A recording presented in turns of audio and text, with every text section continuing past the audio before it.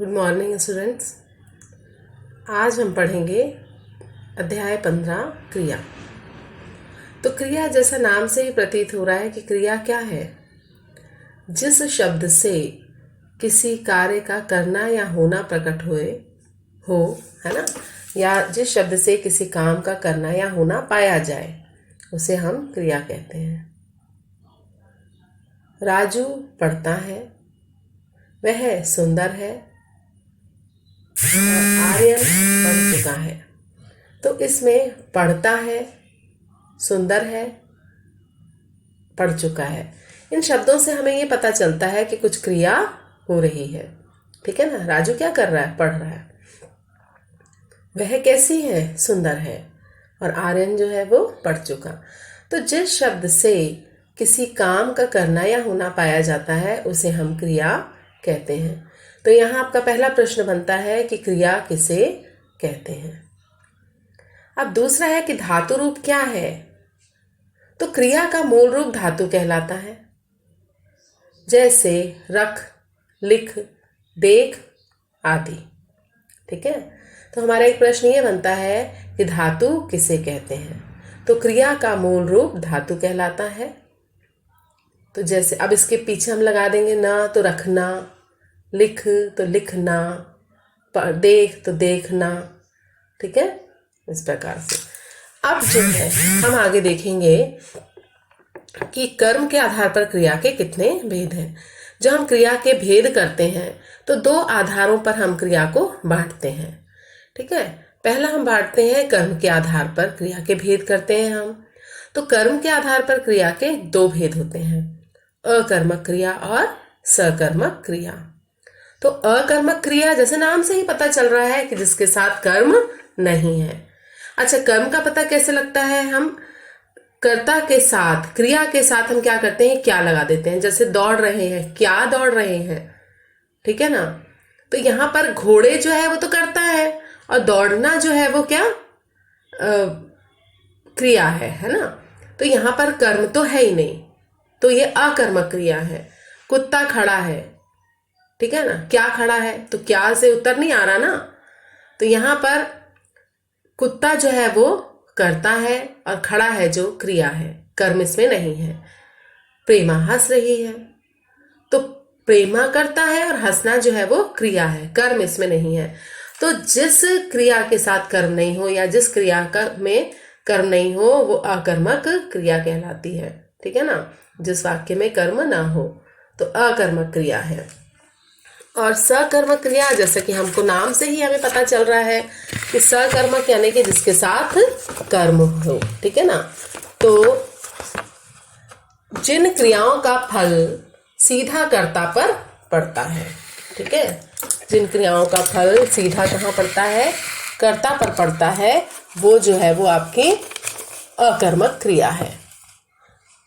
अब जैसे लजाना, होना, बढ़ना, सोना, अकड़ना, डरना, बैठना, तो ये सब क्या है? उगना, जीना, ये कुछ अकर्मक क्रिया है।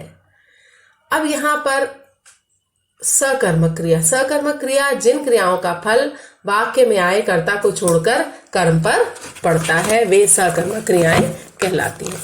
जैसे उदाहरण के लिए बढ़ई लकड़ी काट रहा है, तो हम कर्ता कर के साथ क्या करके, है ना, हम क्रिया के साथ क्या करेंगे? क्या लगा देंगे। जैसे कि बढ़ई क्या काट रहा है, तो बढ़ई लकड़ी काट रहा है, हमको यहाँ पर उत्तर मिल रहा है। और लकड़ी जो है यहाँ पर क्या है? कर्म है। रजनी फूल तोड़ रही है, तो रजनी क्या तोड़ रही है? रजनी फूल तोड़ रही है। मदारी बंदर नचा रहा है, तो मदारी क्या नचा रहा है? बंदर नचा रहा है। तो यहाँ पर हमको क्या, हम जब लगाते हैं क्रिया के साथ और हमको उसमें उत्तर मिल जाता है ना। कर्ता जो क्रिया करता है उसका फल जिस पर पड़ता है वो कर्म कहलाता है। तो मदारी ने नचाने की क्रिया की और उसका फल किस पर पड़ा? बंदर पर। तो बंदर जो है वो क्या है? कर्म है। तो जिन क्रियाओं का फल वाक्य में आए कर्ता को छोड़कर कर्म पर पड़ता है वे सकर्मक क्रियाएं कहलाती हैं। जैसे कविता ने लेख लिखा, तो कविता ने क्या लिखा? लेख लिखा, तो ये सकर्मक क्रिया है। तो सकर्मक क्रिया की पहचान हम कैसे करते हैं? तो सकर्मक क्रिया की पहचान करने के लिए क्रिया के साथ क्या या किसको या किसे, है ना, हम ये लगा करके, प्रश्न लगा करके हम देखें, और यदि हमको उत्तर मिलता है तो वो अकर्मक क्रिया है, और अगर हमको उत्तर नहीं मिलता है तो वो सकर्मक क्रिया है। ठीक है। अब इसके बाद हम पढ़ेंगे दूसरा, प्रयोग के आधार पर। पहला तो हमने पढ़ा कर्म के आधार पर, तो कर्म के आधार पर सकर्मक, अकर्मक और सकर्मक क्रियाएं हैं। दूसरा हम पढ़ते हैं प्रयोग के आधार पर, प्रयोग या रचना के आधार पर, है ना। इसको मतलब रचना के आधार पर भी ऐसा प्रश्न आ सकता है आपको कि रचना के आधार पर क्रिया के भेद। तो रचना और प्रयोग दोनों एक ही हैं। अब इसके आधार पर क्रिया के 6 भेद हैं: सामान्य क्रिया, संयुक्त क्रिया, नाम धातु क्रिया, प्रेरणार्थक क्रिया, पूर्वकालिक क्रिया और अपूर्ण क्रिया।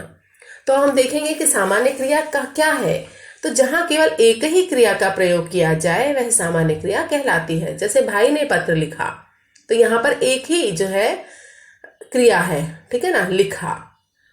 अब उसके बाद वह गया, तो गया एक ही क्रिया है।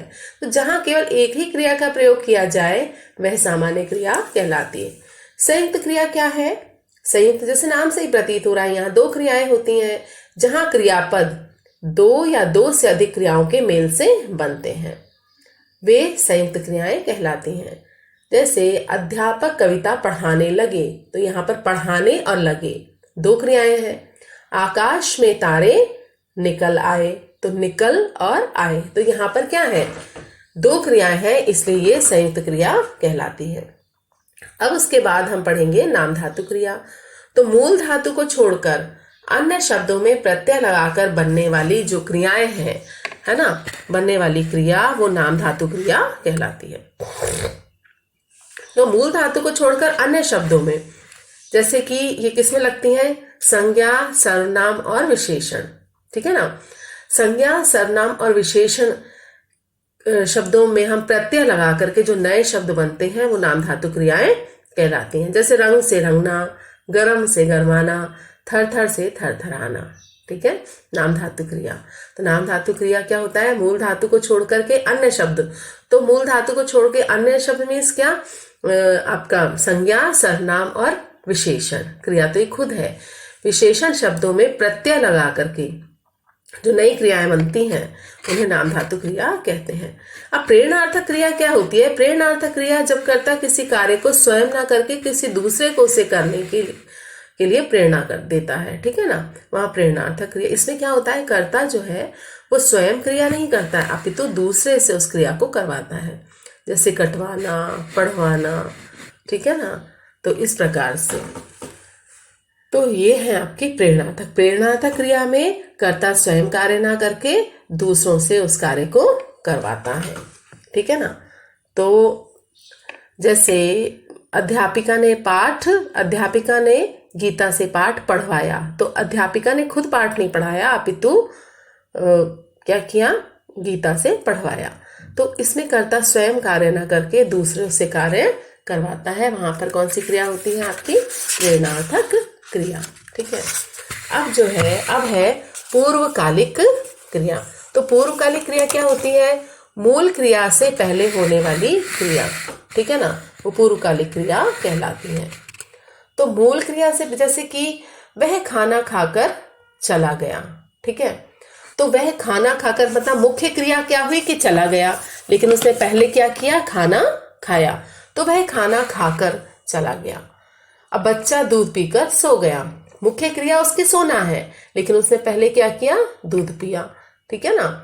तो यहाँ पर पूर्वकालिक क्रिया होगी, मूल क्रिया से पहले होने वाली क्रिया को, जो मूल क्रिया है, जैसे चला गया, उसके पहले उसने क्या किया, खाना खाया, तो खाना खाकर, तो खाकर जो है वो पूर्वकालिक क्रिया है। उसी प्रकार बच्चा दूध पीकर, तो पीकर जो है यहाँ पर पूर्वकालिक क्रिया है। तो मुख्य क्रिया से पहले होने वाली क्रिया जो होती है वो पूर्वकालिक क्रिया कहलाती है। अपूर्ण क्रिया जब क्रिया वाक्य में प्रयोग होते हुए भी स्पष्ट अर्थ प्रकट नहीं कर पाती, ठीक है ना, मतलब क्रिया वाक्य में तो है लेकिन उसका वाक्य में प्रयोग होते हुए भी स्पष्ट उसका अर्थ नहीं निकलता। जैसे वह है, सोहन खरीद रहा है, राजीव गांधी भारत के थे। तो ये इनसे हमको मतलब क्रिया जो है वो पूरी स्पष्ट नहीं हो पा रही है, इसलिए यहाँ पर ये अपूर्ण क्रिया है। ठीक है, तो इतना आप जान लें कि मैंने आपको बता दिया कि क्रिया किसे कहते हैं। तो आपको क्रिया की परिभाषा, उसके उदाहरण आपको ध्यान देने होंगे। कर्म के आधार पर क्रिया के कितने भेद हैं? तो कर्म के आधार पर क्रिया के 2 भेद हैं, अकर्मक क्रिया और सकर्मक क्रिया। तो कुछ मैंने प्रश्न जो है जो आपके लिए उपयोगी हैं वो प्रश्न मैंने मतलब करवा दिए हैं और वो मैं आपको भेज दूंगी। अभी तो आपके लिए ये जानना जरूरी है कि क्रिया किसे कहते हैं। तो जिस शब्द से या जिस पद से किसी कार्य के करने या होने का पता चलता है उसे हम क्रिया कहते हैं। क्रिया को हम 2 भागों में बांट सकते हैं। पहला तो कर्म के आधार पर, 2 आधारों पर हम बांट सकते हैं, कर्म के आधार पर, और दूसरा रचना या क्या बोलते हैं प्रयोग के आधार पर। ठीक है, तो कर्म के आधार पर क्रिया के 2 भेद होते हैं, अकर्मक क्रिया और सकर्मक क्रिया। जिस क्रिया के साथ कर्म होता है वो सकर्मक क्रिया, और जिसमें कर्म नहीं होता वो अकर्मक क्रिया। उसके बाद रचना या प्रयोग के आधार पर क्रिया के 6 भेद हैं, वो मैंने आपको सब समझा दिए हैं अच्छी तरह, और मुझे आशा है कि आपको ये अच्छी तरह समझ में आ गया होगा। अब मैं प्रश्नोत्तर दूंगी और आप उस प्रश्नोत्तर को अपनी कॉपी में करिए, अभ्यास भेज दूंगी वो भी आप करिएगा, और जो समझ में नहीं आए तो आप मुझे पूछ लीजिएगा। ओके।